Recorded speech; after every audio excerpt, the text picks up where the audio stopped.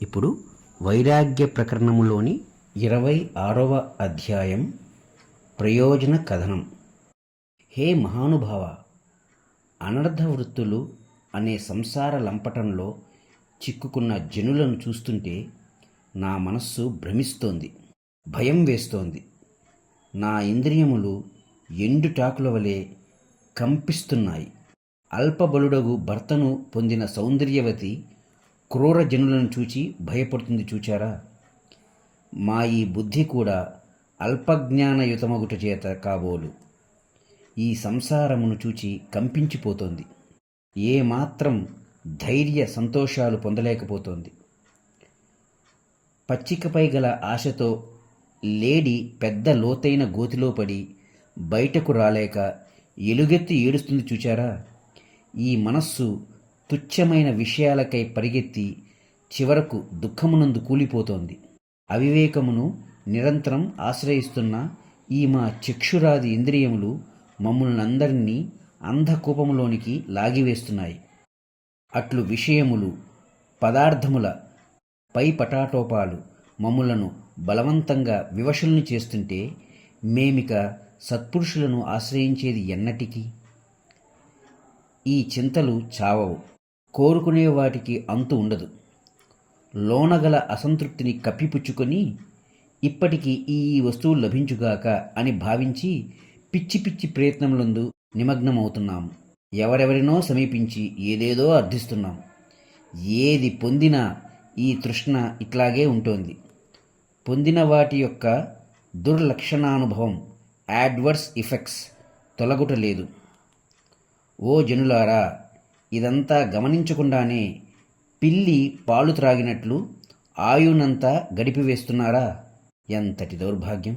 ఈ సంతోషము అనున్నది కొన్ని వస్తువులు పొందుతున్నందుకు, కొన్ని పొందనందుకు అనుక్షణం క్రింద మీదగుచున్నది.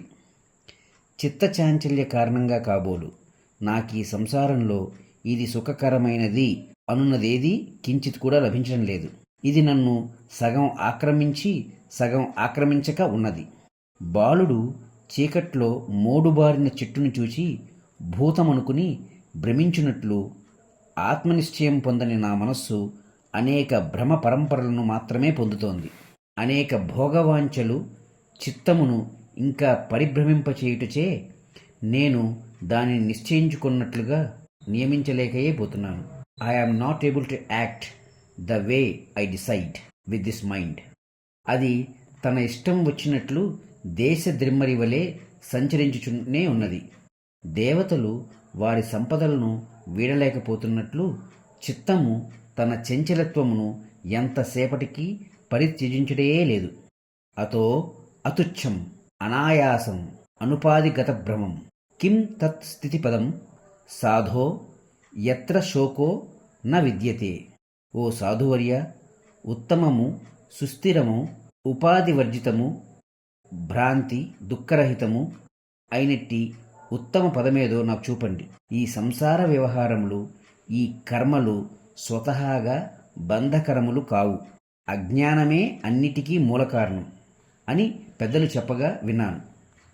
అయితే అది ఎట్లో నేను గ్రహించజాలకున్నాను.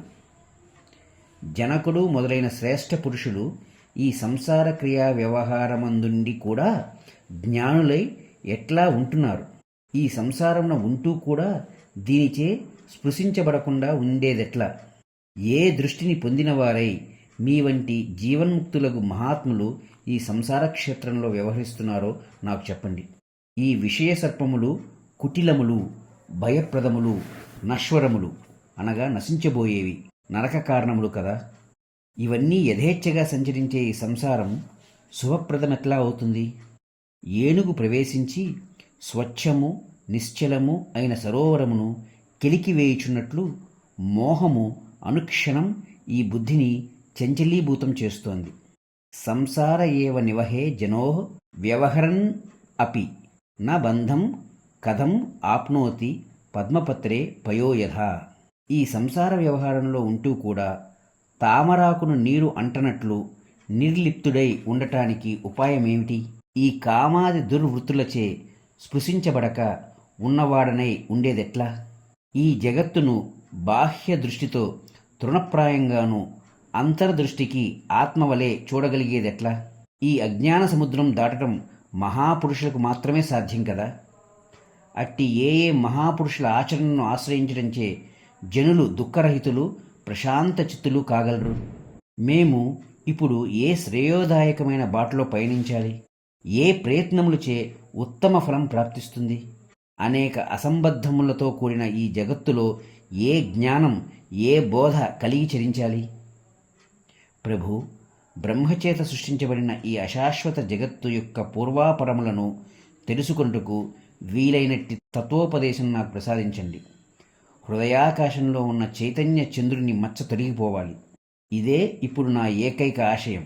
అందుకుగాను ఈ ప్రపంచంలో మేము స్వీకరించదగ్గదేది, త్యజించదగ్గదేది, ఈ రెండు కానిదేది? ఈ చంచల చిత్తమును పర్వతము వలె స్థిరమనర్చగలదే ఏది? ఈ సంసార విషూచి వ్యాధి ఎన్నెన్ని బాధలు, వికారములు, విహ్వలతలు కలిగియున్నదో చెప్పవనల్లవి కాదు. ఈ వ్యాధి ఏ పావన మంత్రముచే తొలగలదు? హృదయంలో శీతలత్వము, పూర్ణత్వము, పరమశాంతి ప్రతిష్ఠింపబడేది ఎట్లా? హే మహానుభావ, విశ్వామిత్ర మహర్షి, మీరు తత్వజ్ఞులు. అంతేకాదు, శరణన్న వారిని రక్షించటంలో మీ అంతటి వారు లేరని లోక ప్రతీతి. ఇప్పుడు మిమ్ములను వినమ్రతతో శరణు వేడుచున్నాను. నేను పూర్ణత్వము పొంది మరల దుఃఖము పొందనట్టి ఉపాయము ఉపదేశించండి. అల్ప జీవులను వారి ఉచ్ఛ్వాస నిశ్వాసలే బాధిస్తాయి. ఆత్యంతిక విశ్రాంతి పొందనంత వరకు మా చిత్తవృత్తులు, మా కల్పనలు, మా భావ అభావములు, మేము నమ్ముకున్న విలువలే మమ్మలను వేధిస్తూ ఉంటాయి. కనుక మీ బోధతో మమ్మలను ప్రక్షాళనం చేయండి.